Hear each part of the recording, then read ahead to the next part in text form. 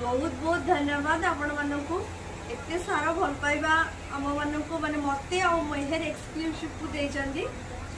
Fast जेतेबेले मु Cuttack आसीथिली normally गोटे पाट किनिबा पई किंतु एठी भाईंकर ऑफर लागिथिला कि भल व्यूज गले पाट मिलिबो आपण मानकू गिफ्ट रे। तो सेटा विनर हैला परे आपण माने ढेर सारा मते भल पाइबा देचंदी एवं एठू पाट आणला परे मते भाई एका डाकी थिले संबलपुर सेठी भी हम जाके इनाग्रेशन करथिली। संबलपुर एबे बहुत बढ़िया भाव रे सब चली एवं सबु जिन सक्सेस परे पुणी बरगढ़ रे आउ थे न्यू गोटे शॉप आमर खोलिबा को जाउची।